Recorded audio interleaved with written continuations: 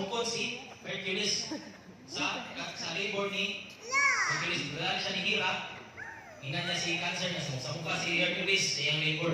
So si Hercules is 9-12 labors, no? The first labor niya is makita nato diri. Kani nga zodiacal constellation.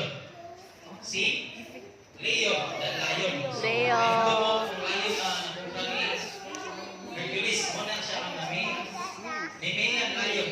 So, isa-isa mo na yung pinakaunang labor ni Hercules. So, ang upos pa nila is natay isa ka labor na makita diri. So, kani nga constellation, isa ni sa labor ni Hercules, sa Hydra.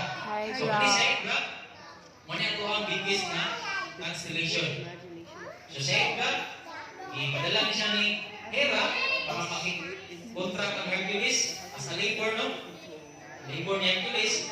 Kanya, during sa pag-away ni Hydra o ni Hercules, ipadala ni Hera si Cancer para samukon si Hercules. So, kaning tulo is part ni sa labor ni Hercules.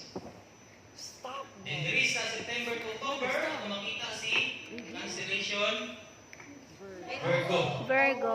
So, what is si Virgo, no? Goddess of harvest and fertility. So, kung sa aning, hinangan mo siya si Demeter or Persephone. The next constellation is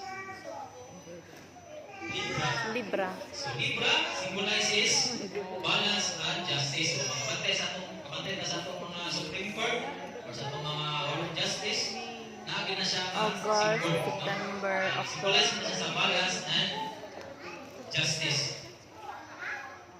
So, stop na gamay diri sa ito ang zodiacal constellation. So, lantaw na ito diri dapit sa north. Napa mo'y pamilya na asterism or recognizable star pattern na makita. Which name? Na ano? Kani, makita gini siya. Kaya isa na siya. So, kani, bantay maning 7 bright star. 1, 2, 3, 4, 5, 6, 7. Isa na na. So, kani, muni ang asterism na Big Dipper. Ah, So, oo. kani Big Dipper, part niya siya sa constellation